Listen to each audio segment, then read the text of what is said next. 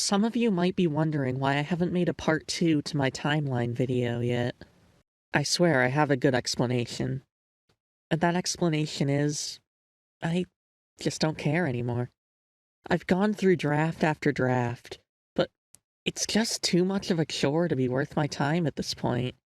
I mean, I have the timeline itself written out, but it's really not fun to talk about. This thing happens, then this thing happens.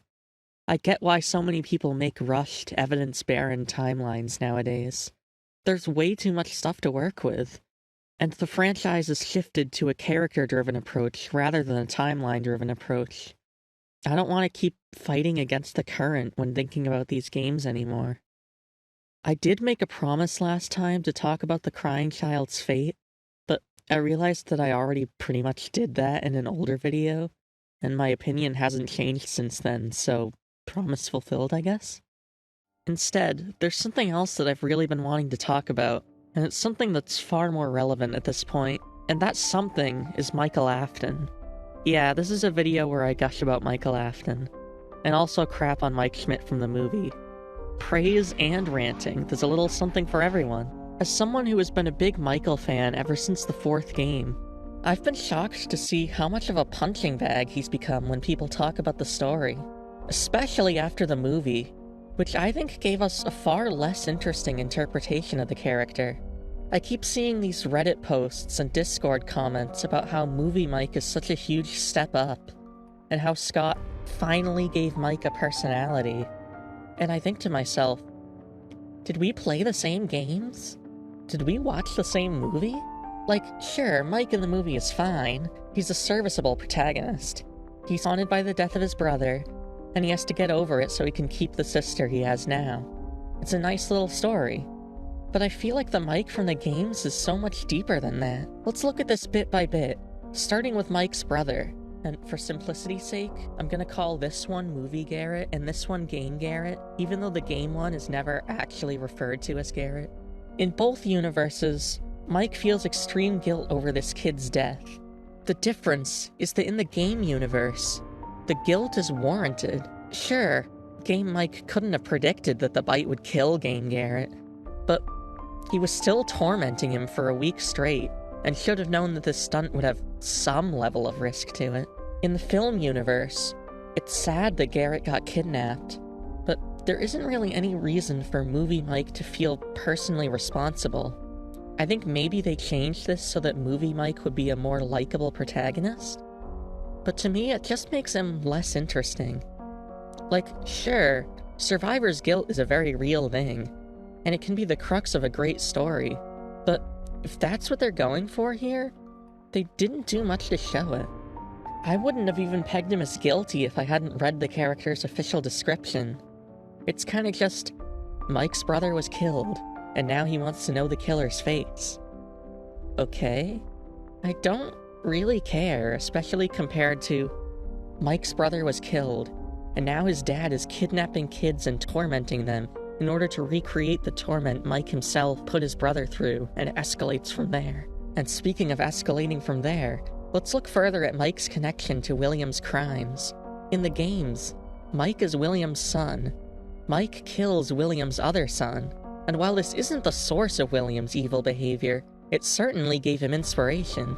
And that inspiration can be seen in pretty much everything he does from that point onward. The bite leads to the experiments lead to the fun times, and the fun times lead to the missing children incident.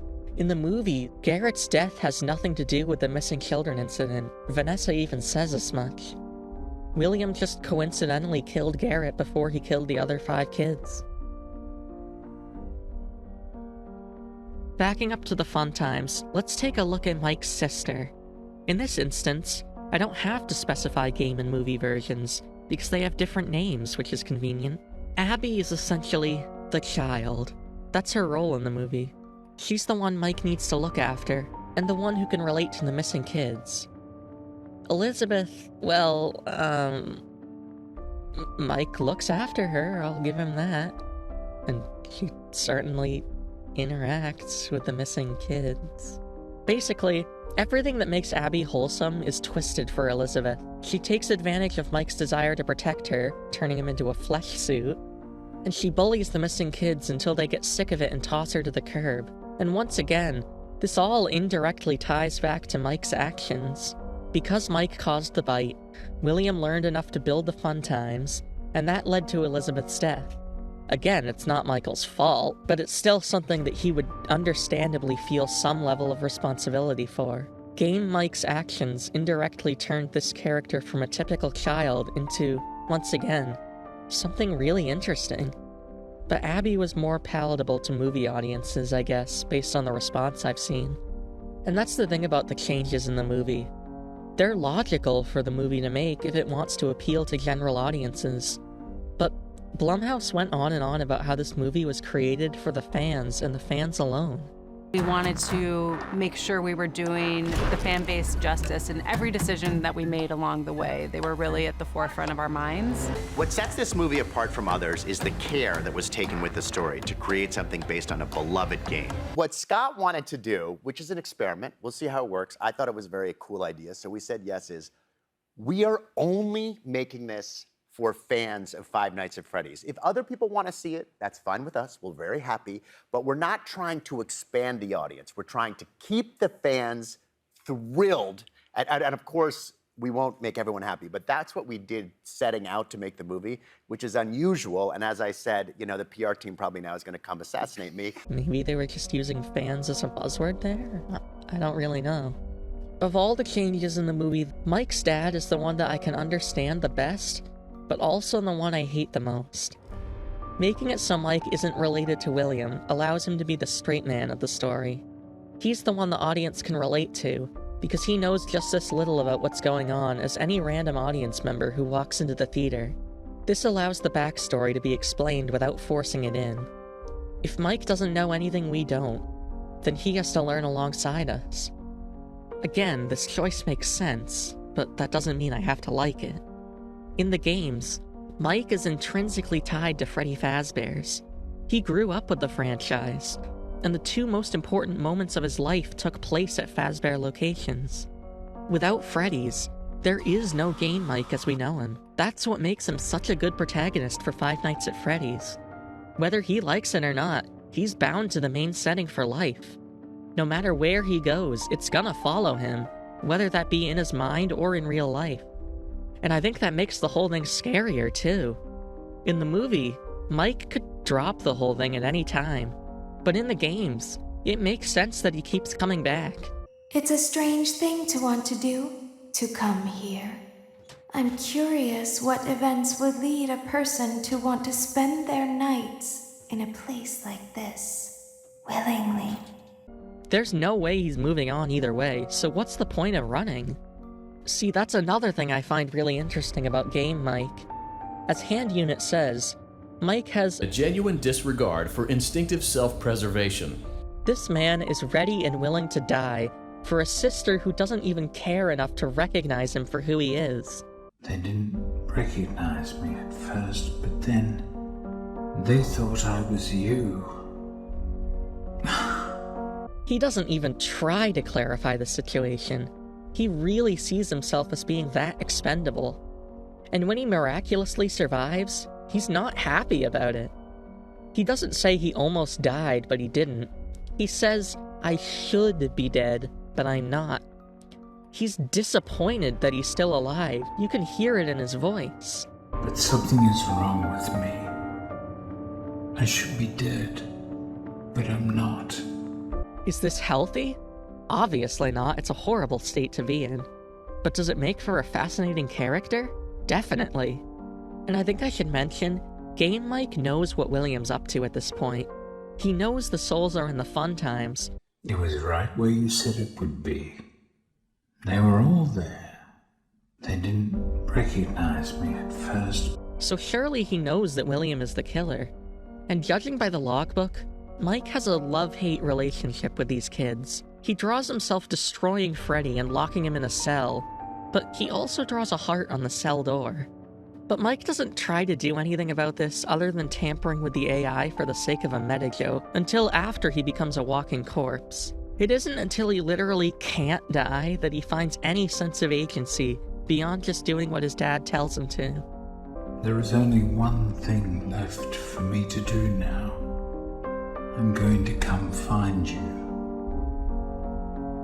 I'm going to come find you. And even then, Henry implies that even after all this, Mike's mainly just trying to find a way to rest in peace.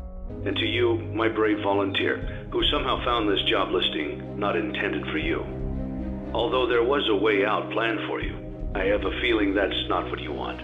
I have a feeling that you are right where you want to be. And Game Mike is such a cool foil to William. William is basically the most twisted reflection you could possibly get from Michael Afton. They're both child killers who become reanimated corpses, look nearly identical, and even move in the same manner.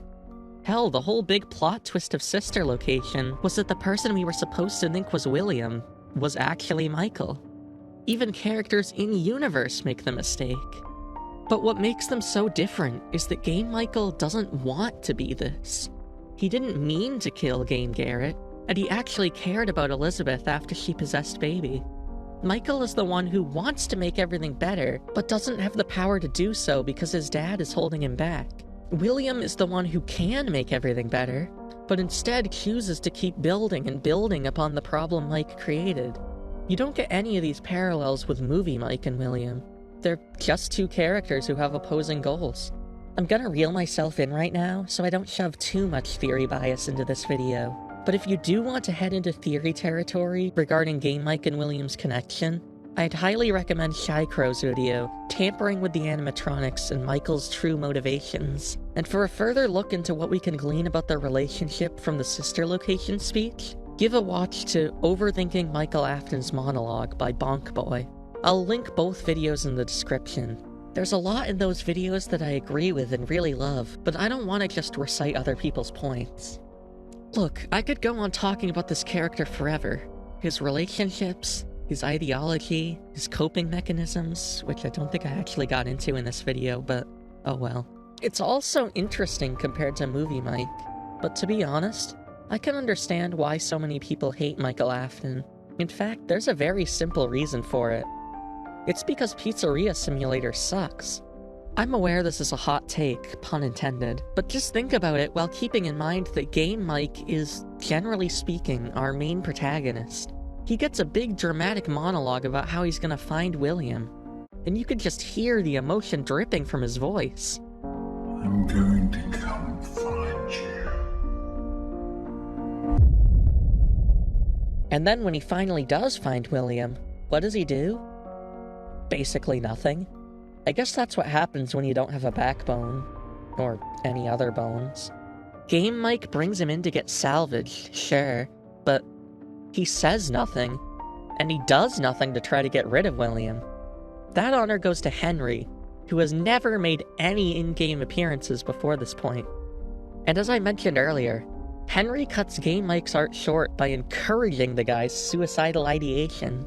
Then again, Mike didn't do anything to stop William in the movie either, other than giving Abby a vague hint as to what to do. He was just kinda a lure in both universes, now that I think about it. Weird that people only have a problem with it in the games, though. Ultimately, what I've been trying to say here in this long, confusing ramble is that nowadays, when people look at Michael Afton, they don't see the guy who inadvertently created his own hell and stayed in it to please the man who intentionally expanded it 1,000-fold. Now he's just the guy who got built up with a cool monologue, only to sit in an old vent and let himself die. And the guy who got a resolution to his story arc in a different universe, where it was easier to give him one because he had so much less going on. And I don't think that's really fair. I don't think we should blame the character because the story itself had a bad ending. Maybe if he was still around now, at a time where the characters are more of a central focus in the game, he'd get the positive attention he deserves. For example, look at Vanessa in Security Breach.